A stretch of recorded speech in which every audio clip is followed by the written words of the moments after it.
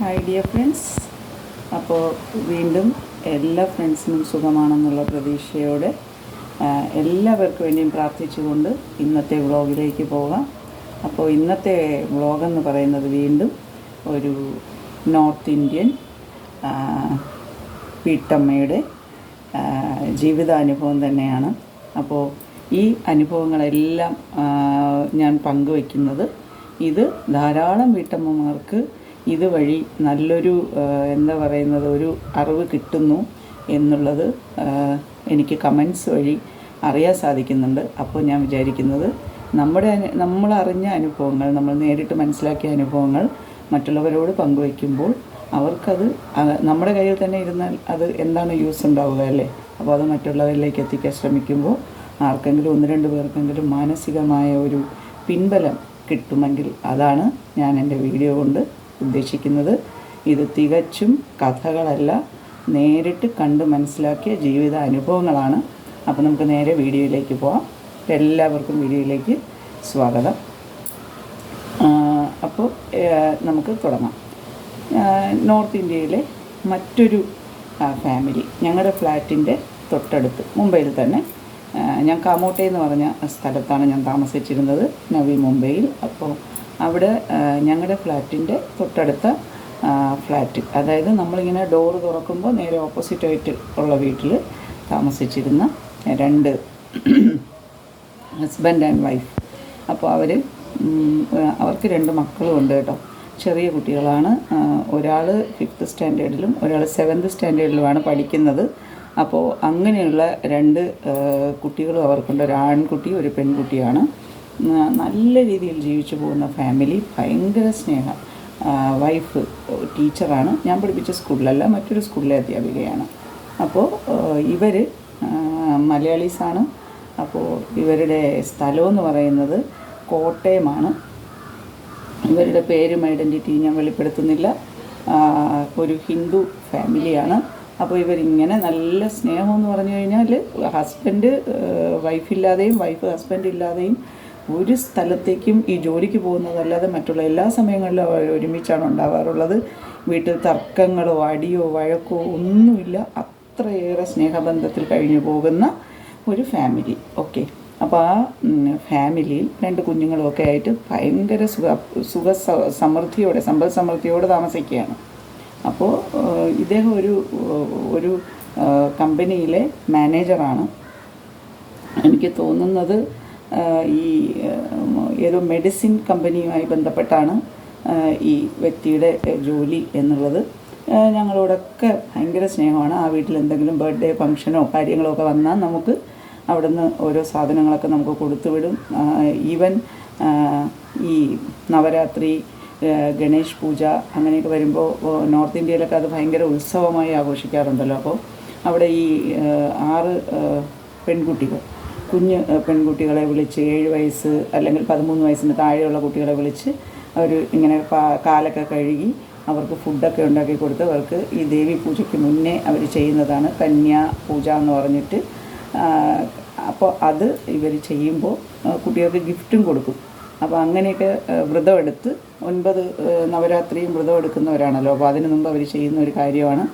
അപ്പോൾ അതിനൊക്കെ ആ നാട്ടുകാർ ചെയ്യുന്ന പോലെ തന്നെ ഇവരും ചെയ്യുമായിരുന്നു. അപ്പോൾ എൻ്റെ മോളെയും ഞാൻ അന്ന് അവരുടെ വീട്ടിലേക്കൊക്കെ അയച്ചിട്ടുണ്ട്. അപ്പോൾ അത്രയേറെ സൗഹൃദപരമായി നമ്മൾ പോവുകയാണ്. വൈഫ് പറയുന്നതിൻ്റെ അപ്പുറം ആ വീട്ടിലൊന്നുമില്ല, അല്ലെങ്കിൽ ഹസ്ബൻഡ് പറയുന്നതിനപ്പുറം വൈഫ് ചെയ്യാറില്ല എന്നുള്ള രീതിക്കുള്ള ജീവിത സാഹചര്യങ്ങളിലൂടെ പോകുന്നു എന്നാണ് ഞങ്ങൾ മനസ്സിലാക്കിയത്.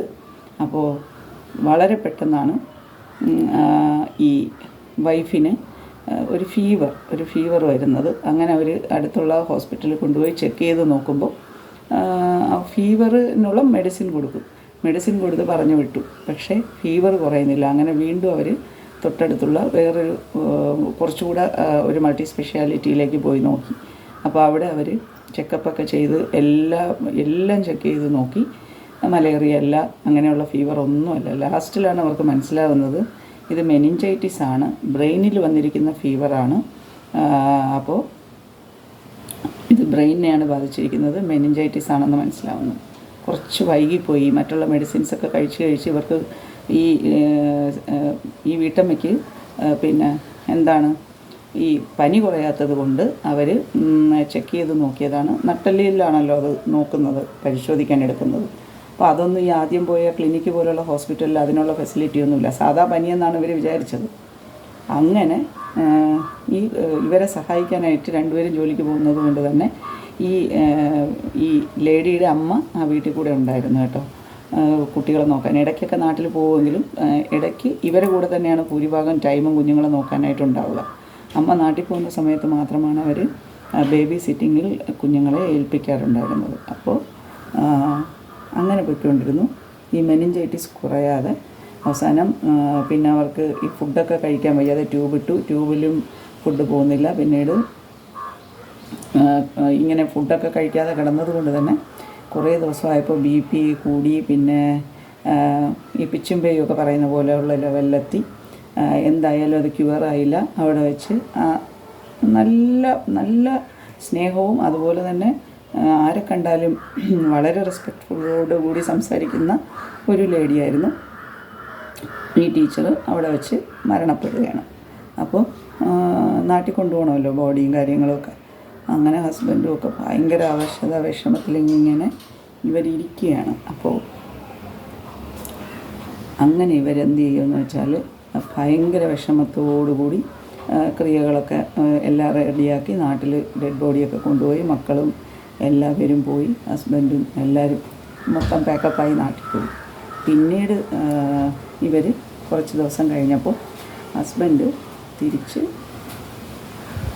വീട്ടിലേക്ക് വന്നു. എവിടെ? ഈ ഫ്ലാറ്റിൽ, എതിരെയുള്ള ഫ്ലാറ്റിൽ വന്നു.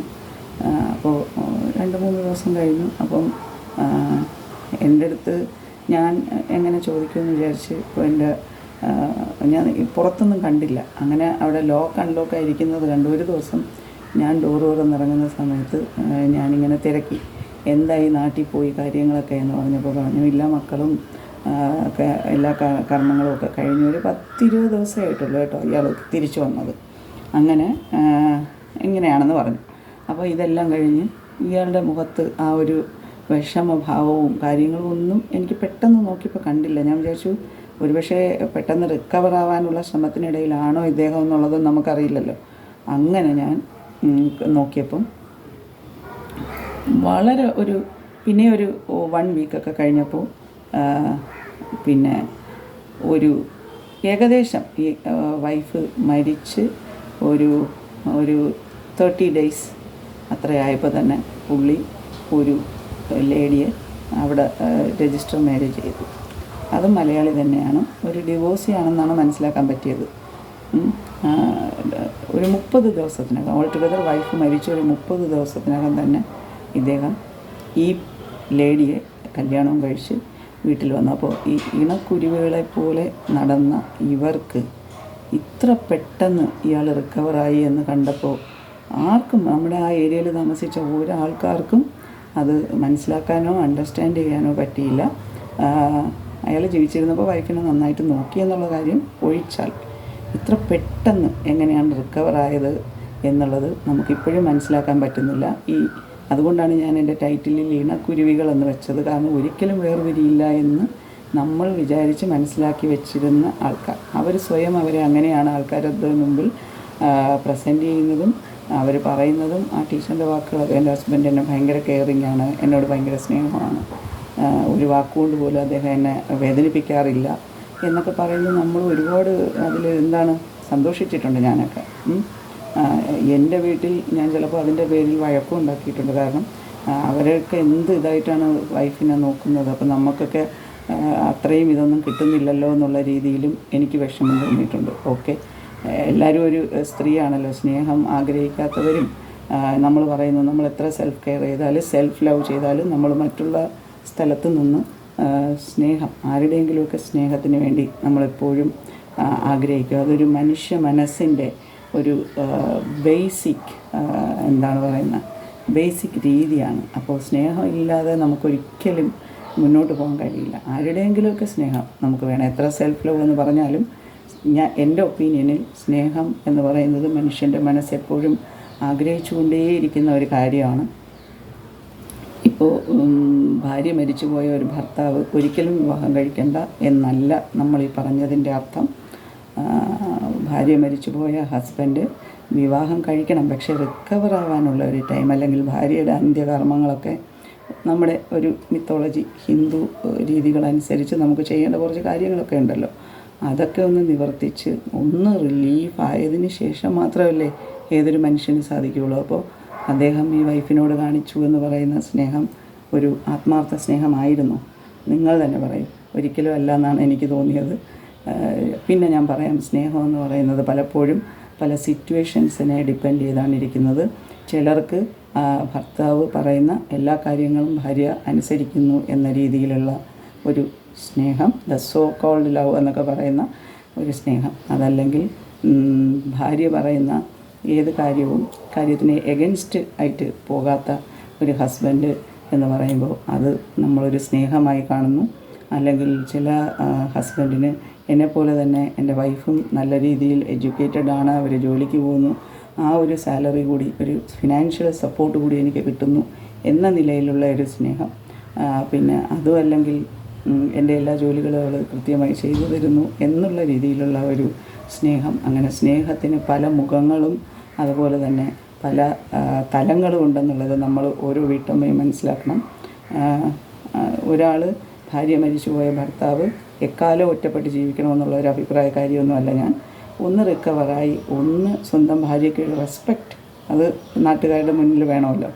അതല്ലാതെ ഇന്ന് ഭാര്യ മരിച്ചു നാളെ തന്നെ ഒരു വിവാഹം കഴിക്കാൻ റെഡിയായിരിക്കുന്ന ഒരു മനസ്സെന്ന് പറയുമ്പോൾ അതെനിക്ക് ഉൾക്കൊള്ളാൻ പറ്റുന്നില്ല. എനിക്കെന്നല്ല, ആ ഏരിയയിൽ താമസിച്ച ആർക്കും ഉൾക്കൊള്ളാൻ പറ്റുന്നില്ല. നമ്മളൊക്കെ വളരെ ലളിതമായ ജീവിതം ജീവിക്കുന്ന ഒരു സാധാരണയായ വീട്ടമ്മയാണ്. അപ്പോൾ നമുക്കൊന്നും അത് ഉൾക്കൊള്ളാൻ പറ്റില്ല. കുറച്ച് ദിവസമെങ്കിലും ആ ഒരു സ്ത്രീക്ക് ഒരു ഒരു റെസ്പെക്റ്റ് ആ മനുഷ്യന് കൊടുക്കായിരുന്നു.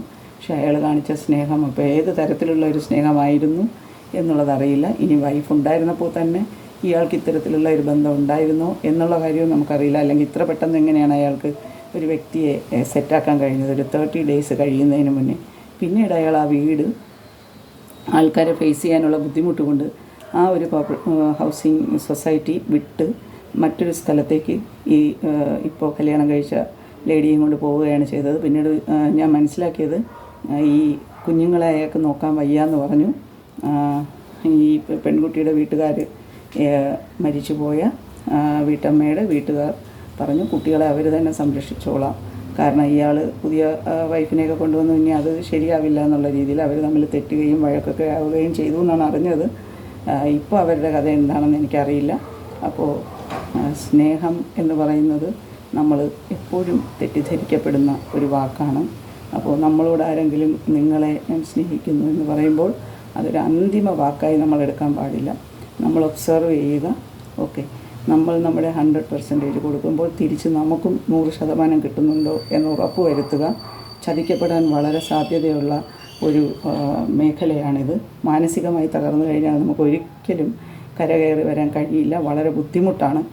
ശാരീരികമായ തളർച്ചകൾ നമുക്ക് മാറ്റിയെടുക്കാൻ സാധിക്കും, പക്ഷേ മാനസികമായ തളർച്ച ഒരിക്കലും മാറ്റാൻ കഴിയില്ല എന്നുള്ളതാണ് ഞാൻ മനസ്സിലാക്കിയത്. അപ്പോൾ ഓരോ വീട്ടമ്മയുടെയും ഓർമ്മപ്പെടുത്തലായി ഈ ജീവിതാനുഭവം ഞാനിവിടെ പറഞ്ഞവസാനിപ്പിക്കുകയാണ്. അടുത്തൊരു ജീവിതാനുഭവമായി വീണ്ടും കാണാം. എല്ലാവർക്കും നല്ലത് മാത്രം വരട്ടെ. Lots of love. Take care. Stay blessed. Thank you so much.